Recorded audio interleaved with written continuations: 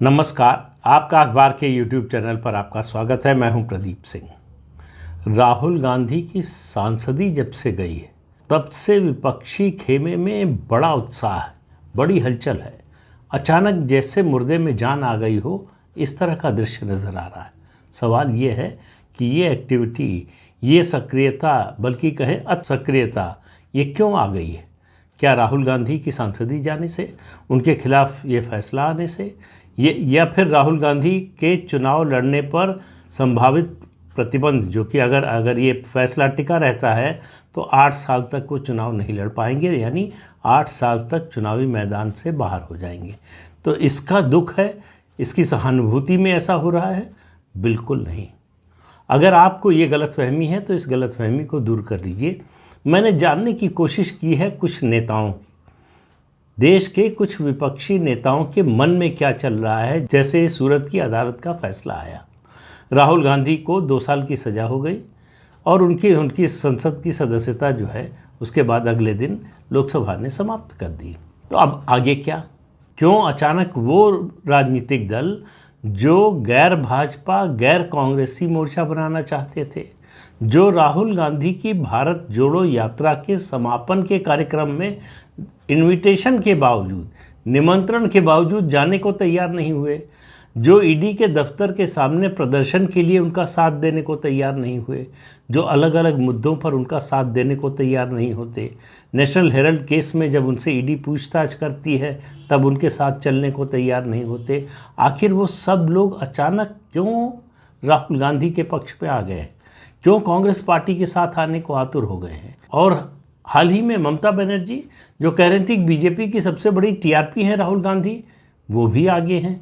और अरविंद केजरीवाल, जिनका जन्म ही गैर कांग्रेसवाद पर हुआ है, जिनकी पार्टी का जन्म ही कांग्रेस को हटाकर हुआ है। कांग्रेस अगर दिल्ली और पंजाब में जीवित रहती राजनीतिक रूप से, तो अरविंद केजरीवाल का राजनीतिक रूप से कहीं नामो निशान नहीं होता।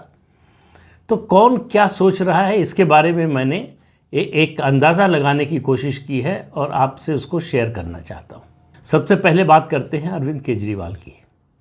आपको याद है जब 2017 में पंजाब विधानसभा का चुनाव आम आदमी पार्टी हारी थी, तो पार्टी के अंदरूनी सूत्रों से जो खबर आई थी, अरविंद केजरीवाल फर्श पर लोट लोट कर रोए थे और उनको इस बात का विश्वास ही नहीं हो रहा था कि वो पंजाब का चुनाव उनकी पार्टी हार गई है। इस बार दृश्य बदला हुआ था। कोर कमेटी के लोग थे, हालांकि उसमें से कई लोग अब तो जो है पार्टी से अलग हो चुके हैं, कुछ लोग जेल में हैं, लेकिन जो बचे खुचे हैं वो सब मौजूद थे। और इस बार अरविंद केजरीवाल लोट लोट कर ठहाका लगा रहे थे कि देखो देखो जी, मैं तो कहता था पहले से यही होगा, आप लोग मानते नहीं थे। मैं तो कहता था हनुमान जी हमारे साथ हैं, सारी बाधाएं दूर कर देंगे। तो हनुमान जी ने एक बड़ी बाधा तो दूर कर दी। अब विपक्ष में कांग्रेस पार्टी भले ही सबसे बड़ी नेता हो, लेकिन उसके पास सबसे बड़ा नेता तो है नहीं।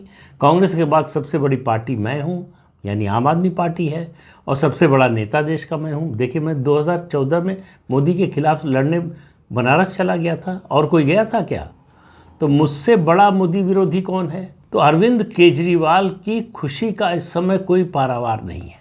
उनको लग रहा है कि जो चट्टान वो हिला नहीं पा रहे थे, यानी विपक्षी एकता के रास्ते में जो सबसे बड़ी बाधा नेतृत्व की थी, जिसको वो हटा नहीं पा रहे थे, वो सूरत की अदालत ने हटा दी। अब कांग्रेस पार्टी जो है वो भले ही सबसे बड़ी पार्टी हो, लेकिन राहुल गांधी उसका नेतृत्व करने के लिए उपलब्ध नहीं है। तो अरविंद केजरीवाल को लगता है कि उनकी दावेदारी सबसे मजबूत हो गई, और उन्होंने कहा, देखो जी, आप लोग मानते नहीं हो, मैं सबसे समझदार हूँ। 3 बार अदालत में माफ़ी मांगी, श्री अरुण जेटली से माफ़ी मांगी, नितिन गडकरी से माफ़ी मांगी, मजीठिया से माफ़ी मांगी, लेकिन माफ़ी मांगकर मैंने अपना राजनीतिक जीवन बचा लिया। अगर राहुल गांधी की तरह नासमझ होता तो मेरी भी 8 साल के लिए सदस्यता जाती, मेरी तो कितनी बार जाती पता नहीं। इसलिए इस बात को समझो, मेरे जैसा नेता आपको मिलेगा नहीं, और यही बात मैं पूरे विपक्ष को बताने वाला हूँ। तो इसलिए पूरी ताकत से लगो और कांग्रेस के समर्थन में खड़े हो जाओ, कांग्रेस को लगना चाहिए कि संकट के समय सबसे ज़्यादा अगर किसी ने सबसे पहले आगे बढ़कर साथ दिया तो अरविंद केजरीवाल और आम आदमी पार्टी ने। अब नंबर आता है बिहार के मुख्यमंत्री नीतीश कुमार का। नीतीश कुमार मुस्कुराते हुए उन्होंने बगल में खड़े अपने सेवक से कहा कि जरा खैनी बना कर दो। खैनी मुंह में दबाई और बोले, हम तो कहते ही थे कि कुछ नहीं होगा, इस बबुआ से कुछ नहीं होगा। देखिए, ऐसा है कि हमको तो कुछ चाहिए नहीं, हमको प्रधानमंत्री तो बनना नहीं, हम जो कर रहे हैं वो तो आप ही सब लोगों के लिए कर रहे हैं और जो चलाना है वो आप ही लोगों को चलाना है। तो आप देखिए हम डेमोक्रेसी में बहुत विश्वास करते हैं, तो आप लोग दबाव मत डालिएगा, ये मत कहिएगा कि प्रधानमंत्री बन जाओ, हमारे लिए बड़ा मुश्किल होता है। सिर्फ 2 जने के कहने पर तो हमने 3-3 बार पाला बदल लिया, पलटी मार ली। तो अब प्रधानमंत्री बनने के लिए इतने लोग दबाव डालेंगे तो हम क्या करेंगे। बगल में बैठे थे तेजस्वी यादव, बोले चच्चा का कोई जवाब नहीं है, हाँ भी कह रहे हैं ना भी कर रहे हैं, इनकी हाँ को हाँ समझा जाए, ना को ना समझा जाए, समझना मुश्किल है।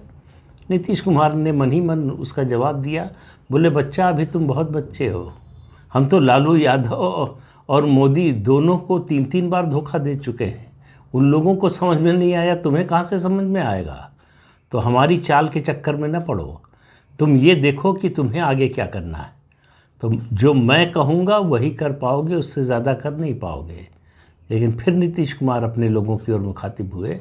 देखिए, हम फिर कह देते हैं हमारा तनिको मन नहीं है, लेकिन क्या करें, राजनीति में लोग छोड़ता नहीं है ना, बोलता रहता है बन जाइए बन जाइए। अरे भाई अच्छा चलिए बन जाएंगे, इतना काहे को परेशान हो रहे हैं। तो नीतीश कुमार को लगा कि जो उनके रास्ते की सबसे बड़ी, अब देखिए इन सब लोगों को लग रहा है कि उनके रास्ते की सबसे बड़ी बाधा राहुल गांधी थे, और राहुल गांधी गए और उनके रास्ते की बाधा दूर हो गई। क्योंकि जब तक राहुल गांधी थे तब तक गांधी परिवार किसी और को नेता मानने को तैयार नहीं होता, बाहर से नेता का कोई सवाल नहीं था। अब वो रास्ता खुल गया है। राहुल गांधी ने सब पर इतनी बड़ी कृपा की है, राहुल गांधी ने अगर माफ़ी मांग ली होती तो इन सब के चेहरे गिरे हुए होते। राहुल गांधी को अगर 2 साल से कम की सज़ा हुई होती तो ये जितने समर्थक दिख रहे हैं इनमें से कोई न दिखता। लेकिन 2 साल से ज़्यादा की सज़ा मतलब चुनावी मैदान से बाहर। अब प्रधानमंत्री पद की जो है तीसरी उम्मीदवार की बात कीजिए, ममता बनर्जी की।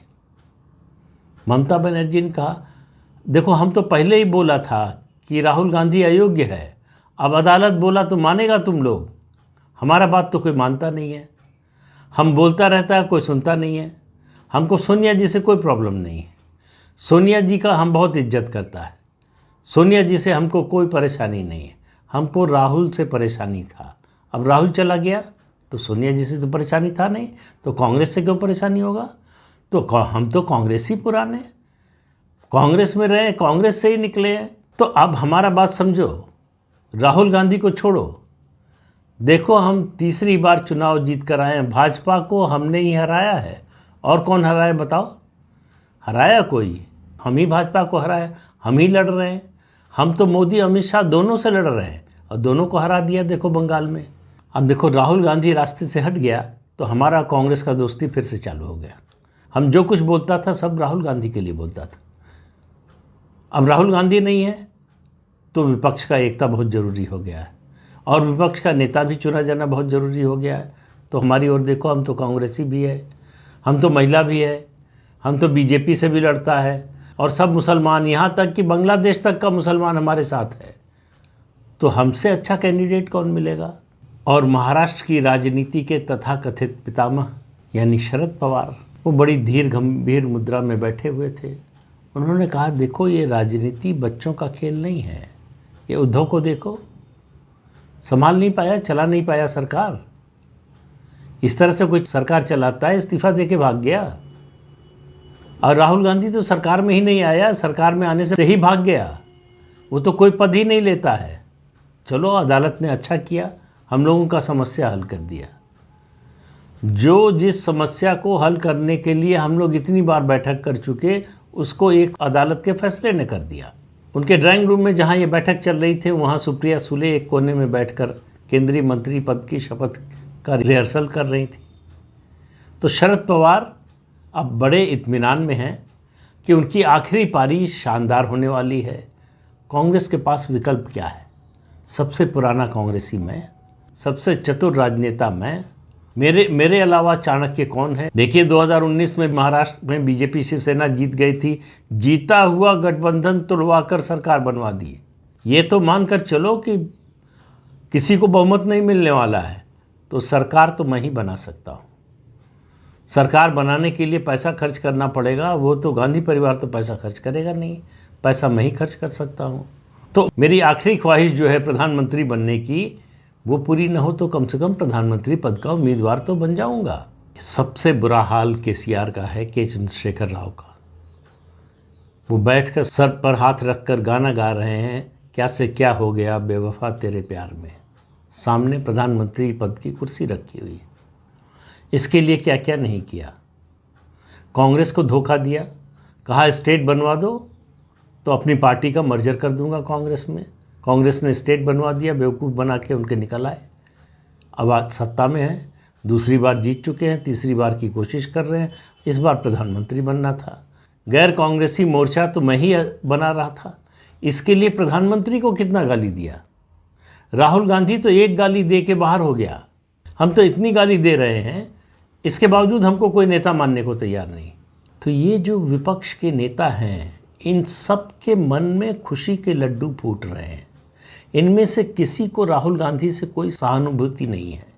और आपको एक और बात बता दें, कांग्रेस पार्टी के अंदर ये जो काला बिल्ला लगाकर घूम रहे हैं, काले कपड़े पहनकर घूम रहे हैं, इन सब को लग रहा कि अच्छा हुआ निजात मिली। अगर इनसे मन की बात पूछी जाए इनके, और इनको ये भरोसा दिलाया जाए कि सार्वजनिक नहीं होगी ये बात, तो सूरत के उस मेट्रोपॉलिटन मजिस्ट्रेट का ये लोग सार्वजनिक अभिनंदन करेंगे कि हम इतने साल से लगे थे इस परिवार से छुटकारा पाने के लिए। भैया तुम थे कहाँ? पहले आ जाते तो पार्टी बच जाती, पहले आ जाते तो शायद 2014 में भी सरकार बन जाती। तो कांग्रेसी, जितने बूढ़े कांग्रेसी हैं, सब शेरवानी का ऑर्डर दे चुके हैं कि नंबर आने ही वाला है। जितने युवा हैं उनको एकदम से अचानक उम्मीद जगी है कि अब हम भी हैं, हम भी कतार में हैं। तो कुल मिलाकर परिस्थिति ये है कि राहुल गांधी की सांसदी जाने का दुख किसी को नहीं है। और मैं कह रहा हूँ कि राहुल गांधी को भी नहीं है। उनको भी लग रहा है कि सारे प्रपंच से छुटकारा मिला। ये लोग रोज़ मुझे भाषण रटवाते थे, उसके बाद प्रेस कॉन्फ्रेंस में प्रॉम्प्टिंग करते थे, ये बोलो, ये मत बोलो, ये बोलोगे तो मजाक उड़ेगा, ये बोलोगे तो गंभीर समझे जाओगे। तो अब मैं इस सब से मुक्त हो गया हूँ। कुछ भी बोलूँ, मेरा तो कोई नुकसान नहीं होने वाला, पहले भी नहीं हो रहा था।